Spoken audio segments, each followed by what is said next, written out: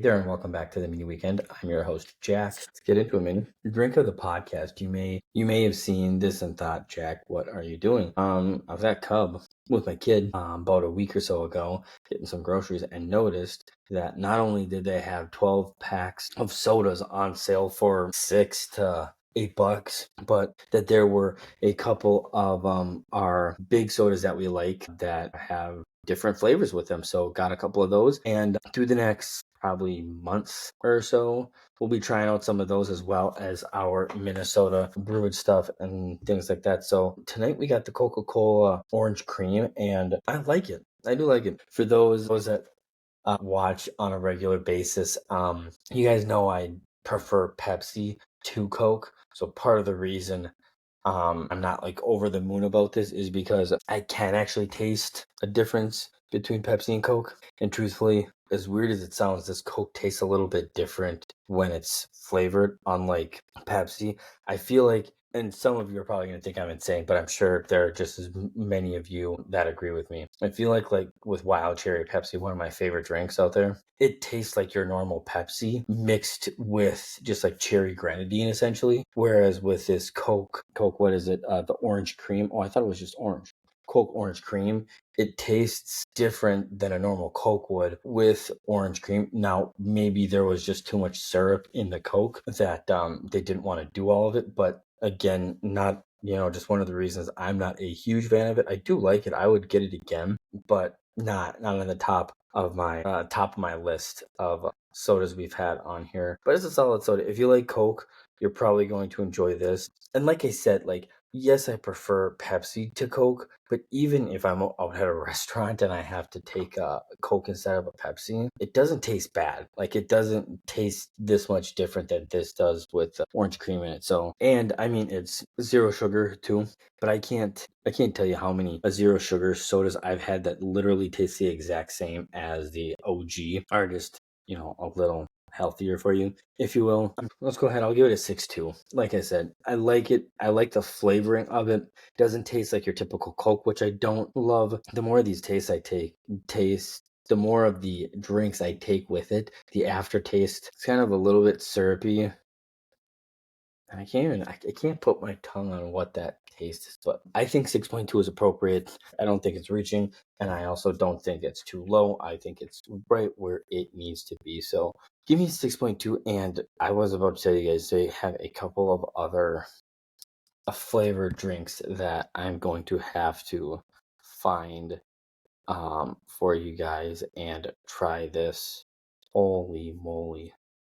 Oh my gosh. Yeah. Yep. I'm gonna need to get a couple of these and try these on the podcast for you guys. So yeah, like I said, I mean, I don't really have to give them too much of a shout out. Coca-Cola, you guys can find them on X, Instagram, Facebook, and YouTube.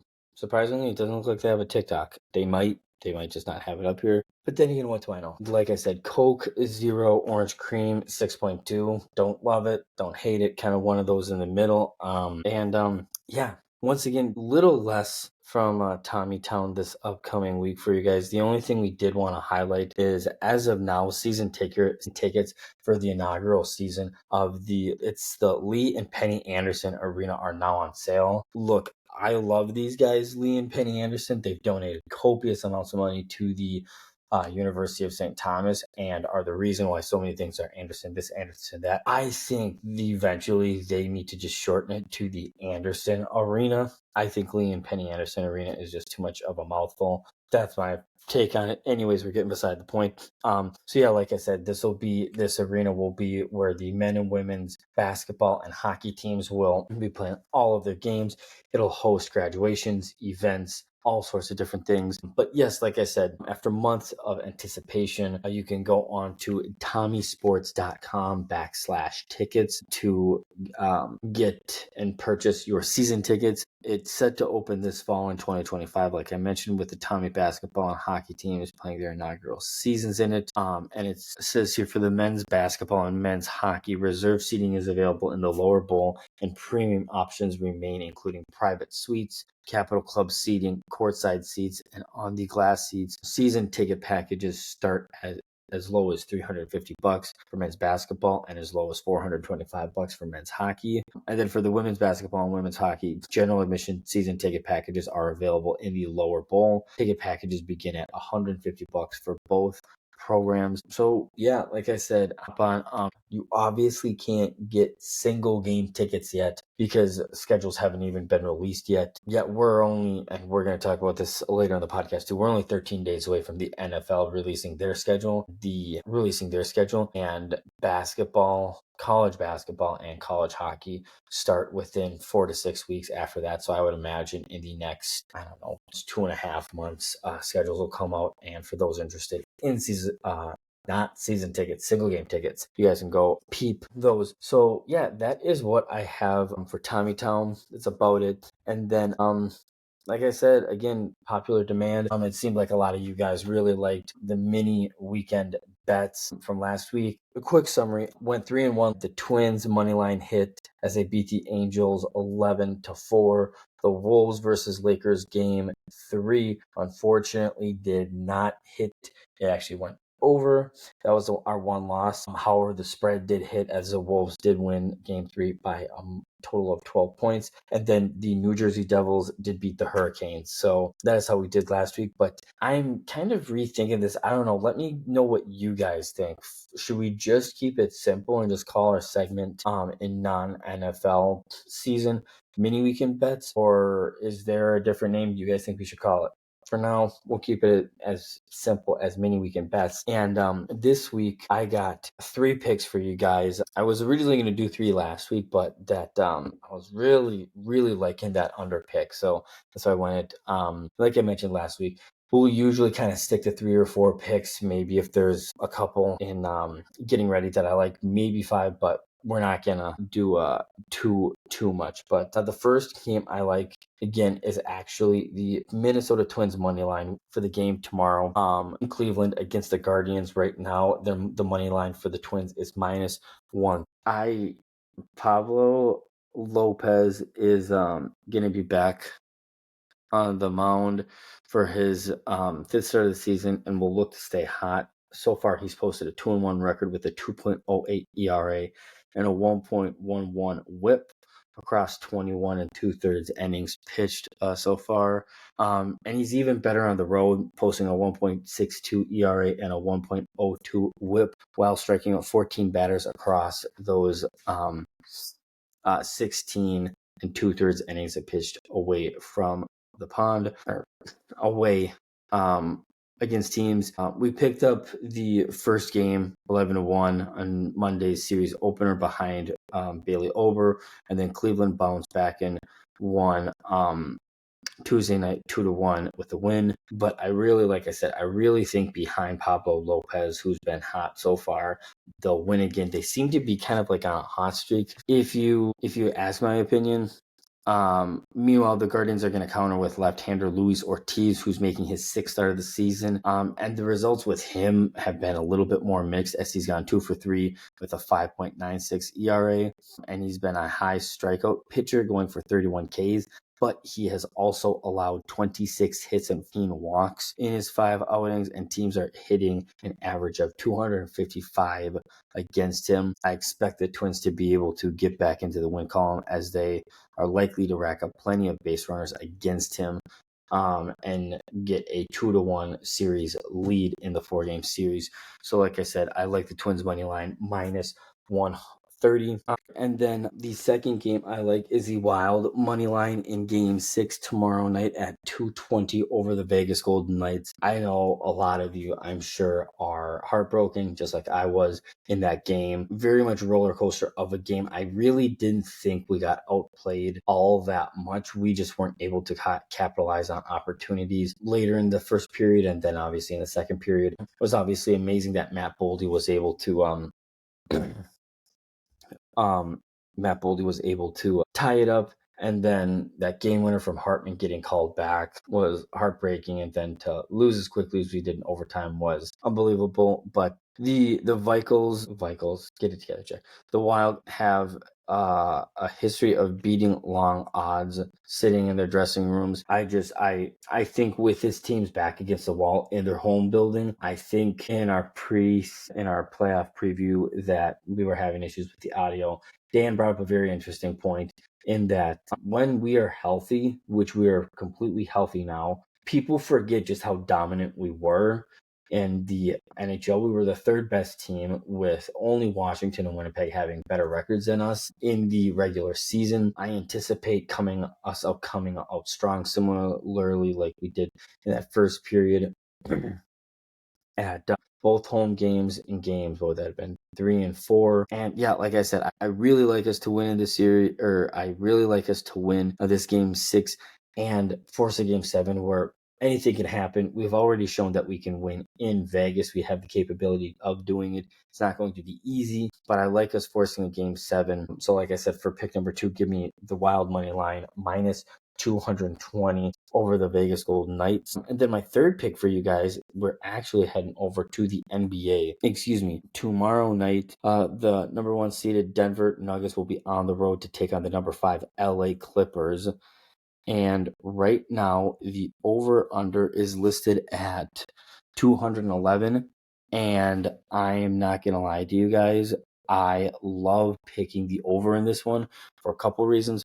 One, with the Denver Nuggets looking to be able to close out this game, I think it's going to be a very back and forth. The game total for the series opener was listed at 224. So when you see it 13 points lower at this stage, you know it's a prime opportunity to take advantage of the over. Their 4 regular season encounters that stood out to me produced 213, 148, 218, and 229 points, while Game 5 on Tuesday finished with 246 points. Individually speaking, I mean, Jamal Murray scored 21 points 4 times this series, including a 43-point explosion on Tuesday. Surprisingly, the Denver Nuggets defense hasn't looked all that bad this series, as the Denver Nuggets have a 3-2 lead. I like at home the LA Clippers to even the season out. That's not the pick. Both teams have guys that can shoot, and then you look on the other side for the Clippers. James Harden will get more involved in this elimination situation. In the first 3 games, Harden went for 24 from 53 from the floor and 11 for 24 from 3-point range. And in the last 2 losses, he attempted just 20 total shots and only 4 from deep. So like I said, I love the over in this one. And looking to go 3-0 this week. So in conclusion, I like the Twins money line minus 130 over the Guardians. I like the Wild money line tomorrow night minus 220 over Vegas.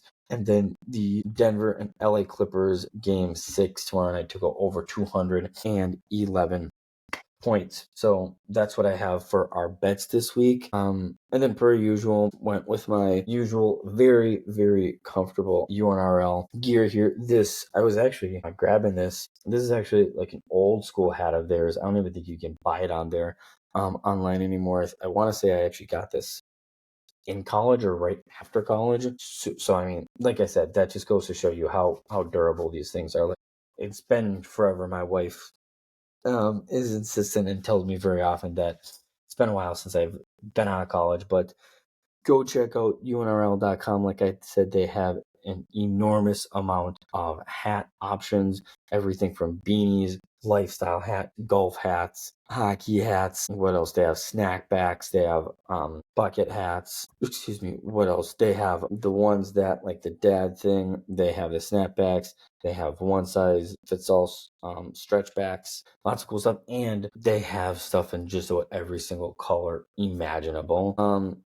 And then the top is the ultra. We've worn it before. The ultra hooded long sleeve. I'm not sure if you guys can tell, but the one I have is technically, what is it? It's the Grove. It's not the eucalyptus. The eucalyptus is just a little bit lighter. But like I said, super buttery feel. It's got the texture and the finish of something that can make you, like, can give you that extra layer, but not make you feel like, oh my gosh, I just have so much on. It's breathable. It's nice enough and sleek enough that you can wear it on the golf course over your polo, anything like that. You can dress it up, you can dress it down. Love all their stuff. So like I said, go check out unrl.com for all of your athleisure needs. Facebook, X, Instagram, and I believe they have a TikTok too. So make sure you head on over there and buy some stuff for golf season. And if you're not into golf season, wait for football season. Excuse me, the second round of the NHL playoffs is starting to take shape. You saw the Carolina Hurricanes becoming the first team to punch their ticket to the second round, defeating the New Jersey Devils, completing the come-from-behind win 5-4 in double overtime. Obviously, for those that remember, New Jersey was my dark horse. Unfortunately, they just didn't have the star power that I thought they would be able to get past the Hurricanes. Fantastic organization over there. So yeah, like I said, they punched their tickets into the second round just yesterday and were waiting the victor of the Montreal Canadiens Washington Capitals series. And then earlier tonight, the Washington Capitals defeated the Montreal Canadiens 4-1 to set up a matchup with the Carolina Hurricanes. And then a little bit after them, the Florida Panthers were able to dispatch in a big way the Tampa Bay Lightning. Like I said, could potentially be the end of a dynasty, end of an era there in Tampa Bay. And they are patiently awaiting the winner of the Maple Leafs Senators series. It should be the Maple Leafs, but for some reason, let's just take a look at this. Despite a strong, they won game 1, 6-2. They won game 2, 3-2 in OT. They won the first 3 games, and then they lost in OT. They got shut out on the 29th, a couple days ago. This Toronto Maple Leaf team is so good, and I really believe in them. I love Austin Matthews. I love the style of play, but they just choke in winning that 4th game for some reason. Hopefully they can take care of business tomorrow night on Thursday to set up a second round matchup with the Florida Panthers. Unfortunately, on the Western Conference side of things, we are still looking for anybody to punch their tickets. On the first, should Vegas beat Minnesota, they would punch their ticket. Dallas is currently up 3-2, playing tomorrow night. They could punch their ticket, and Edmonton is up 3-2 on Los Angeles. And if I'm being completely honest with you guys, there's really only there's really only 2 series that have really surprised me. Like I said, first and foremost, I did not see the Senators winning multiple games against the Maple Leafs. So hopefully they're able to put a stop to that shit tomorrow night, or 2 nights, and tomorrow night, just be done, move on, and get things rolling. But the only other series that is very surprising to me is the Blues actually putting up a fight against the Winnipeg Jets, and it wasn't just like a small fight. If you look at it, Winnipeg won game 1 5-3, and then won game 2 2-1. But the Blues took care of business at freaking home, winning 7-2 and 5-1. The home team has won every single game thus far in the series, so something's going to have to give. Either Winnipeg is going to change that script on a Friday night and advance, or the Jets are going to find a way to do it in game 7, or the Blues are going to find a way to do it in game 7. Needless to say, very impressive by the Blues being the last team in the Western Conference playoffs. So it's been really amazing to see them put up a fight there. But more than anything, this Minnesota Wild team, honestly, again, I gotta give my hat off to them. They're already, in my mind, as frustrating as it is. I mean, we essentially let 2 games get away from us in these last 2 games. Like, we should very well be up 3-2 right now, if nothing else. But yeah, no, I mean, that's neither here nor there. I mean, we talked about earlier that, this team being fully healthy has all the capabilities of winning and making a deep run. But I also did go on record saying that a successful season in my book for the Wild is to make it a series with the Vegas Golden Knights. And in my opinion, even if they get blown out in Game 6, they've already done that. I mean, like, if you look at this series, we've been able to hang with them despite everybody thinking that it was going to be a cakewalk for Vegas. We lost a close one, 4-2 with an empty netter in Game 1. Then we beat them 5-2 with an empty netter. Another 5-2 game. And then lost in overtime to them. So for this being one of the better teams in the league heading into playoffs, we're holding our own. But I have to say, I kind of have a little bit of bone to pick with the NHL and with just this refereeing. I was talking with my brother, and even in the wins, like, I can't help but watch these games and think the freaking refereeing in this series sucks. Unfortunately, outside of this series, I haven't really watched that intently any other games or any other series. But with what I'm seeing in this series, it's god awful. And I'm sure some of you are probably thinking, oh, you're only saying that because you felt that way in the losses. I felt that way in the wins. And there were things that should have been called on the Wild that weren't called either, being wildly inconsistent. Obviously, some of it has helped us get a couple goals, but some of it hasn't also benefited us. But it needs to change. And I've been on record on this podcast talking about I really don't like when refs try to take over games. Typically, you don't see it in the NHL a lot. You see it more in basketball. You see it more in football.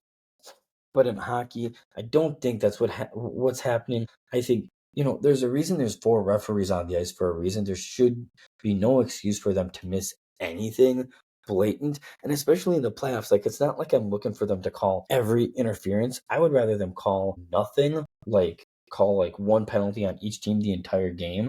But the fact that, and it adds to the fact that it is playoff hockey, so the refs are less inclined to make calls and those kinds of things. But when a trip happens, a trip happens. When a guy tackles someone away from the play and then the goal goes in and then a puck gets deflected off him into the net, don't get me wrong. I'm not like, I would have been like, I was talking to my brother with this too. I would have been completely fine had they been like, you know what, it resulted in a goal. That's a fine goal. We really looked at, you can't fucking tackle in the NHL, so we'll give you the goal. But Minnesota Wild goes on the power play. Like, that was egregious.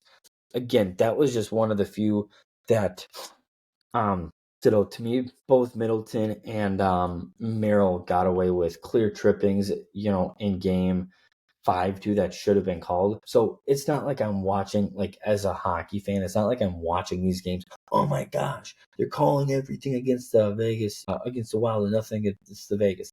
That's not at all how I feel. There are just as many calls out there that should have been called that weren't called on us as there are on Vegas. So that was just my little rant so far. And I wasn't originally going to do this, but we are going to do a Truthfully segment here before we move on. And in this week's Truthfully segment, brought to you by Coca-Cola Zero Orange Cream. Don't worry, we don't actually have any official sponsors. It just sounded official. But my hot take for this week's Truthfully segment is, I think that if the Wild beat Vegas, we go to at least the Western Conference Finals. We will go to the Western Conference Finals. After, even in some of these losses, this team looks different. This is a very balanced team. This is a team that has grit and talent on all 4 lines, all 8 defensemen. I mean, I feel bad for Boyum. I mean, we have Boyum, we have Brodin, Spurgeon, Merrill, Middleton, Bogosian, Declan Chisholm. Like, we have honestly had 8 or 9 forwards that are very, very good. And on any given night, a couple of them have to sit out just because you can't play, 8 or 9 defensemen. You need your forwards out there just as well, too. But everybody's playing really well. And I don't feel like the Wild are giving up too many turnovers. And we're doing a really good job of putting, pressure on. And like I said, I think the big thing with my statement is if I'm not I think this game goes to 7. I think the series goes to 7 games. And I hope to God we win, because we need some of that in our life. But yeah, I think it's one of those things that, no disrespect to LA, no disrespect to Edmonton, but I think this Vegas team is very comparable to us, where they have 12 forwards, 6 defensemen, and a great goalie, that they're as complete of a team as anybody else out there. So I think, should we take care of Vegas in 7 games, I think we have a lot more confidence in us heading into a series with LA and Edmonton, and I think the sky's the limit. And I think it'll still be a long series, of battle, but I think if this team can beat Vegas, they're going to beat either Edmonton or LA. So like I said, if we're able to close us out in 7 games, watch us get to the Western Conference Finals. So yeah, with that, tonight the game is just kind of getting started here. Already out to Wolves are already out to a 6 run, looking to go wire to wire in the closeout game. But yeah, unlike the I shouldn't say unlike, it's not like there's a ton of other teams, but there are a total of 1, 2, 3, 4 teams that have already punched their way into the second round for the NBA. The Thunder took care of business against the Grizzlies, sweeping them. Like I said, no surprise there. I didn't see the Thunder having any issue with the Grizzlies. The Grizzlies are a good team, and the Grizzlies were able to make some of these games close. Game 4 was only decided by 2 points. Game 3 was decided by 6, but the first 2 were a little bit different at home. I just think this Thunder team is just too good at home. But yeah, like I said, they're patiently awaiting the winner of the Nuggets and Clippers series. And truthfully, whoever they get, I think it's going to be a long series. And it should be a fun one. Then after that, on Monday, the Cleveland Cavaliers took care of business, sweeping the Miami Heat. Once again, I think the Miami Heat have some very talented players on that team, but I think Cleveland is just head and shoulders better than them. I think as good as Tyler Hero, Duncan Robinson, Nikola Jovic, and Bam Adebayo. I think despite how good and talented of players they are, I think a guy like Jimmy Butler can make a lot of them look better than they might be on their own. So like I said, no surprise there. And then just last night on Tuesday, the Indiana Pacers punched their ticket to take on the Cleveland Cavaliers in the second round, while the Boston Celtics took care of business against the Orlando Magic, beating them in 5 games. And yeah, surprisingly, Orlando wasn't really able to play with Boston as much as I thought they were going to. Boston won that first game by, 17 points. Second game, they won by 9. Third game, only by 2. Third game, Magic won by 2. Game 4, Celtics only won by, 8. And then game 5, they killed them by 21 points. So they were able to hang with them a little bit. But again, I think this Boston Celtics team is just way too talented. And they are patiently awaiting the winner of the Detroit and New York Knicks series. And truthfully, if I'm being completely honest with you guys, I think the Celtics are going to have an easier task in the second round than the Cleveland Cavaliers are going to have. I just don't think if Denver's able to upset New York, they're going to be able to do much against the Celtics. And with how inconsistent some of the players on the Knicks can be, I don't think they're going to be they could do to the Celtics what the Orlando Magic did to them. But then, yeah, like I said, tonight the Warriors could very well take care of the Rockets. In that series, they could potentially win 4-1 tonight, and the Timberwolves could very well beat the Lakers tonight 4-1. Very, very much hoping that they do. I think that would just be unbelievable for Anthony Edwards to be able to say in such a young career, he already in the playoffs outshined Kevin Durant, Devin Booker, Bradley Beal, Nikola Jokic, Michael Porter Jr., Jamal Murray, Aaron Gordon, sent all those guys home, and then struggled against Luka this year. But then the next year took care of the King James himself, and Luka Doncic led the Lakers. That would be a very, very, very impressive resume, and would have a great case to be named one of the faces of the league. So yeah, and like I said, if I'm being completely honest with you guys, I believe that they're going to win tonight. I just from what we've seen from the Lakers in the first 4 games, the only reason, and I hate that I'm going to say this, but it is so true. If you really look and watch that game too, the only reason they really outplayed us is because it didn't look, if you want my honest to God opinion, it really didn't look like we gave a shit after we won game 1. I think the Wolves were perfectly content with dropping a game in LA and coming home with a 1-1 lead. They didn't step on the gas. They didn't play with urgency. They didn't drive when they had guys on Luka. They settled for too many shots, too many threes. And I was talking with a buddy today too. In games 3 and 4, it's not like they were blowouts. But in game 3, we beat them in game 3 when LeBron played 41 minutes and scored 38 points. And Doncic and Reeves both scored 17 and 20 respectively apiece while playing 41 minutes apiece. Then in game 4, Doncic dropped 38 points in 46 minutes and LeBron dropped 26 in 46 minutes. I mean, I think we talked about it a little bit last week too, but I think this Timberwolves team is playing with house money because JJ Redick clearly does not trust very many players off his bench. There's a reason he played his starters for all of the second half in game 4 when we took a 3-1 series lead. Like I said, we're just, like it or not, whether you're a Timberwolves fan or not, we are the better team than them. We're deeper. We have more talented on the defensive and offensive side of the ball. And I think next year, if you're the Lakers, gotta get Luka working on his fucking defensive game. You probably gotta go get a third star that can play offense and defense. Then you gotta get bigger and you gotta get deeper, because the thing I knew about them was that Anthony Edwards, like your starters, Anthony Edwards is gonna get you buckets. Julius Randle is gonna get you buckets. And Jaden McDaniels, I don't think anybody saw these performances coming from us, is going to have good games. And those are 3 of your 5 starters. But when you're the fan of the Timberwolves, Naz Reid can come off the bench and get you buckets. Nickeil Alexander-Walker can do that. Dante DiVincenzo can do that. You know, they have 4 or 5 guys that can come off the bench and make an impact. Whereas, as good as the Lakers are, you got LeBron who can get it done on both ends of the floor. And as good as Luka is, he's an absolute liability on the defensive end. So they've exploited that time and time again. Hopefully they continue to do that tonight as they continue to grow this lead and go wire to wire. That would be freaking awesome. But yeah, like I said, that's what I got. I think they're going to win tonight, and then we're going to patiently wait in an effort for my predictions to be right. In matchup wise, I think I would rather play the Warriors. If I'm being completely honest, I think the Warriors are the better team in that series. I would love for that series to go 7 games though. I would love for that to go 7 games.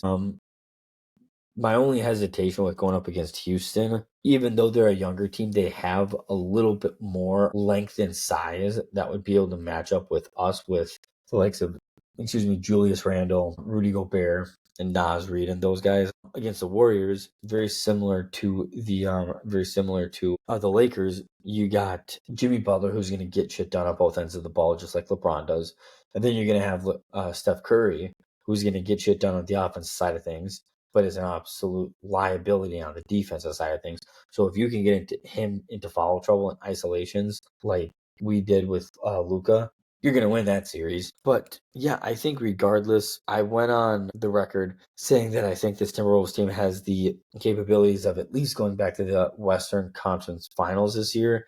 And I think they legitimately still can do that. I think we'll take care of the Lakers tonight in 5.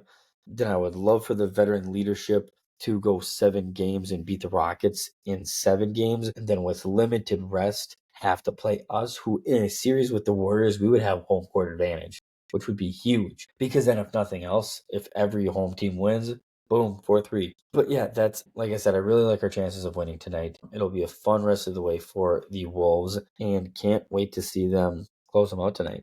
That's just me with confidence. I'm doing this earlier. I don't know what's going on or what will happen. And then after that, the only other thing I had for you guys was kind of just going over, going over a little bit of the 2025 draft. And if I'm being completely honest with you guys, we only had 5. We ended up having 5 picks, and I didn't think we did terrible, but I don't think we necessarily knocked it out of the park. Our first round pick, Donovan Jackson, a guard from Ohio State. I don't know. I'm bad with grades, but I would probably say somewhere maybe like a B, maybe a B plus. The reason it's higher, I kind of wanted to go see. The reason it is higher is because I wrote down some notes again, and Kevin O'Connell and Quicey did call out that this offseason, one of the things that they were going to highlight was their interior offensive line. So it doesn't shock me why you went to go get Donovan Jackson. But I think there were a couple of other positions we should have targeted this high in the draft, like maybe another cornerback or another defensive back to be back there with Harrison Smith. Donovan Jackson is now the third new addition this offseason and will probably be expected to start when the 2025 season begins. If nothing else, he'll be a starter within the next couple of years. But in 2024, a couple of things. He proved his versatility, swinging out to the left tackle when one of his teammates went down. The 2 sacks he allowed in 2024 came at left tackle when he was faced against Abdul Carter at Penn State, the 3rd overall pick in this year's draft. And it says here he was the 39th player on the consensus big board, so maybe felt like a little bit of a reach, but this is definitely a glaring issue for us, and it's good, especially when you have a young quarterback to beef up that offensive line. Our next pick was Ty Felton, a wide receiver, very similar to Stephon Diggs. In Maryland, I'd probably give this one a B plus, maybe an A minus. This kid is talented. I was able to watch some of his highlights. He, excuse me, he was ranked 113th on the consensus big board. And I think him and Jalen Naylor will have a good fight for that wide receiver 3 spot. And I really, again, you talk about when you have a quarterback as inexperienced and as young as JJ McCarthy is, you want playmakers around him. And I think being able to have copious amounts of wide receivers to throw to is going to help. He's fast. He can run the short routes, the middle routes, and all the way up the deep routes too. And then in the 5th round, we took Tyron Ingram Dawkins, defensive line from Georgia. This one I didn't like as much. I'd probably go C or C minus. Again, we need to beef up that defensive line too. He didn't have a ton of production from Georgia, and I think the fact that he went to Georgia maybe helped his case of getting drafted earlier. He only had 4 sacks in 4 seasons. As much as his measurables are enticing, I don't know if he's going to be counted on to contribute too much, so that makes me feel a little bit better. But I think, honestly, coming into the draft, I think I felt more confident in our defensive line than our offensive line. But yeah, and then in the 6th round, we went with Kobe King, a linebacker from Kansas, I believe it was. Again, I really like this pick. This actually might be my favorite pick that we made. I think he's going to be a stud in the next couple of years, very similar to Dawkins. I don't anticipate him seeing much action this year, but he's going to be behind the likes of Blake Cashman, Ivan Pace Jr. We just re-signed Van Ginkel to a 1-year deal, so he's going to be able to kind of get those reps and learn from those guys. But he's able to get downhill. He's able to get coverage stops. He can play, almost everywhere, and played very, very well in Kansas. And then our last pick, again, another one of those that I didn't love. I mean, again, I'm bad with grades, but if I had to give something maybe a C or C minus again, Gavin Bartholomew, I feel like at this point, we were probably just going for the best available talent, a tight end. We only have 2 tight ends entering the draft. And Bartholomew probably isn't going to supplant TJ Hawkinson or Josh Oliver on the depth chart anytime soon, but he does have that athletic profile, if you will, to grow into a reliable target in the future. And he was only rated 303rd on the final consensus big board, but he did peak at 191, sounded like. Yeah, like I said, overall, kind of, again, very much one of those, didn't have very many picks. I didn't really feel like there was a lot of star power coming into this draft. In 5 to 6 years, we're probably going to find out who the good guys were and who the flops were. But hopefully not too many of those flops end up to be our draft picks. But yeah, that's about all I had for you guys tonight. So yeah, another good podcast in the works. Or in the books. Sorry, another podcast in the books. Still working on getting that. Still working on getting the Speak Jack, the merch shop linked to the TikTok shop. So stay tuned for that. Apparently, I did all this work just to find out I need some kind of what's called like a sales profile or something like that. So gotta get that up, and then we'll get that going for you guys. And yeah, got some things cooking, some things in the books. We're gonna be coming out with some new merch soon, so keep your eyes peeled for that. But yeah, that is about all I have for you guys this week. So with that, till next time.